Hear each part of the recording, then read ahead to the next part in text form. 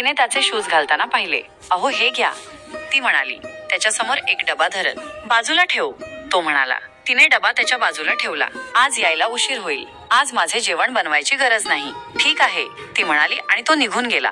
आज त्यांच्या लग्नाला 1 महिना पूर्ण झाला होता. वरकरणी राजा-राणीचा संसार दिसत होता. पण अमन खरोखरच सखीचा राजा होता का? तिने आपली सगळी कामे आवरली आणि टीव्ही समोर बसली. समोर गाणी लागत होती, पण तिच्या मनात एकच विचार घोळत होता. आज लग्नाला 1 महिना झाला, पण हे माझ्याजवळ कधीच येत नाहीत. आधी वाटले अरेंज मॅरेज असल्यामुळे असेल, पण आता 1 महिना झाला. प्रेमाने बोलणे तर दूरच, प्रेमाने पाहत पण नाहीत. ती होती सखी अमन सबनीस. एक अनाथ मुलगी, खूप गोड आणि निरागस, साधी सरळ, नाकी डोळी नीटस, गोरी पान, लांबसडक काळेभोर केस, गुलाबी ओठ. शरीराने बारीक पण सुंदर होती. स्वभावाने मनमिळाऊ, सगळ्यांशी आदबीने वागणारी आणि खूप बोलणारी. कदाचित हे सर्व पाहूनच त्याच्या आईवडिलांना ती सून म्हणून आवडली असावी. अमनचे आई वडील एकेकाळी अनाथ आश्रमात जात असताना त्यांनी तिला पाहिले होते. तेव्हाच त्यांनी ठरवले की अमनसाठी हीच मुलगी योग्य आहे आणि आज ती त्याची बायको होती. लग्न झाल्यावर 2 दिवसांनीच त्याचे आई वडील गावी निघून गेले होते, कारण गावचे सगळे पाहायला येणार होते. सखीचे शिक्षण जेमतेम 12वी झाले असले तरी तिला स्वयंपाकाची प्रचंड आवड होती. ती उत्तम जेवण बनवायची. शिवाय ती मेहंदी आणि रांगोळीही छान काढायची. तिने पार्लरचा कोर्सही केला होता. आता वेळ जात नव्हता, म्हणून ती नोकरी शोधत होती. तो होता अमन संदीप सबनीस. मध्यम बांधा, मध्यम उंचीचा, सावळा रंग, दिसायला अगदी राजबिंडा होता. त्याचे ग्रॅज्युएशन झाले होते आणि तो एका मल्टीनॅशनल कंपनीत मॅनेजर होता. त्याचा स्वभाव तसा शांतच होता, कामाशी काम ठेवणारा. त्याचे बोलणे फार कमी असायचे. रात्री 9 वाजता ती जेवली आणि सगळे आवरले. थोडा वेळ टीव्ही पाहिला आणि मग बेडरूम मध्ये जाऊन झोपली. तो रात्री 1 वाजता आला. फ्रेश होऊन तिच्यापासून अंतर ठेवून तो झोपी गेला. हे रोजचेच झाले होते. तिनेही डोळ्यात आलेले अश्रू पुसले आणि दुसऱ्या बाजूला चेहरा करून झोपून गेली. दुसरा दिवस रविवार होता. सकाळी तिला जाग आली तशी ती उठली. बाजूला तो झोपलेला दिसला शांतपणे. 5 मिनिटे ती त्यालाच निहाळत होती. रोजचा तिचा असाच दिनक्रम असायचा. त्याच्या आधी उठायची आणि अशीच त्याला 5-10 मिनिटे पाहत बसायची. थोड्या वेळाने ती उठली आणि तिचे आवरले. आज तिने मुद्दाम साडी नेसली. धुतलेले केस क्लिपमध्ये अडकवून ती चहा नाश्ता बनवायला गेली. त्याला आवडतात म्हणून तिने साबुदाण्याचे वडे बनवले आणि चहाही केला. इतक्यात तोही आवरून बाहेर आला. दरवाजाला लावलेले वर्तमानपत्र घेऊन डायनिंग टेबलवर बसत तो वाचू लागला. तिने नाश्ता आणि चहा आणून त्याच्या समोर ठेवला. त्याने लगेच खायला सुरुवात केली. त्याने तिच्याकडे पाहण्याची तसदीही घेतली नाही.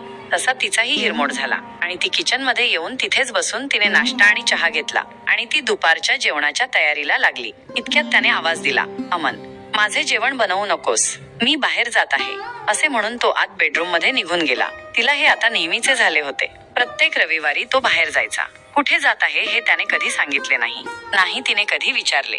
तिने तिच्यापुरती खिचडी बनवली. दुपारी 2च्या सुमारास तो तिच्या समोरून घराबाहेर पडला, पण तो एका शब्दानेही बोलला नाही, निघतो म्हणून. तसा तो आजपर्यंत कधी बोलला होता जे तो आज म्हणणार होता.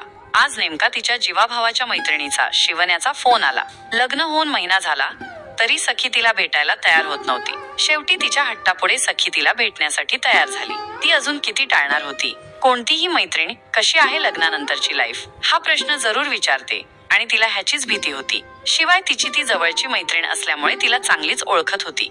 जेवून भांडी आवरून ती तयार व्हायला खोलीत निघून गेली. छान असा अनारकली ड्रेस घालून साधा सिंपल मेकअप करून ती घराबाहेर पडली.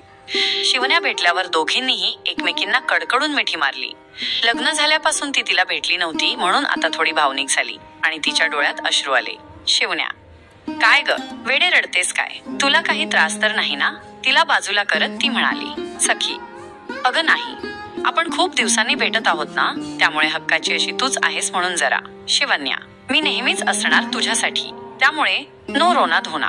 तिचे डोळे पुसत ती म्हणाली. सखी, हो ग.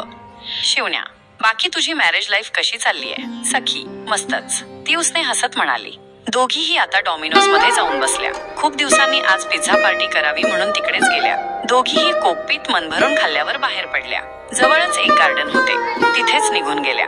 गप्पा मारत एक राऊंड मारल्यावर त्या एका बेंचवर येऊन बसल्या. पाठच्या बेंचवर एक कपल लावेडवी गप्पा मारत होते. ते त्यांना थोडेफार ऐकू येत होते. मुलगी, बेबी तू माझ्यावर खूप प्रेम करतोस ना? मुलगा, हो. मुलगी, बेबी मी काय म्हणते, नेक्स्ट वीक माझा ग्रुप गोव्याला जात आहे. मुलगा, मग मुलगी, मग या वेळेला सुद्धा तू येशील ना माझ्यासोबत? मुलगा, बघू, सुट्टीच पाहावी लागेल. मुलगी, ते काही मला माहित नाही. तू माझ्यासोबत मला हवा आहेस का? तुला तुझ्या बायकोला सोडवत नाहीये? मुलगा, स्टॉप इट लीना, आता ती आपल्यात कुठून आली? तिचं नावही नाही घ्यायचं. मी तिच्याशी साधं बोलतही नाही. आणि तू आहेस की नको ते संबंध जुळवते आहेस. हे संभाषण ऐकून दोघीही आता एकमेकींकडे आश्चर्याने पाहू लागल्या. दोघीही तिथे न पाहता उठून गार्डन बाहेर निघाल्या. शिवण्या, कसला नालायक माणूस आहे. लग्न झालं तरी अफेअर करतोय. सखी, हो ना, आणि जर ह्याच्या आयुष्यात जर आधीच कोणी आहे तर बायको झालेल्या मुलीचं आयुष्य तरी का उद्ध्वस्त केलं ह्याने? किती निर्लज्ज माणूस आहे.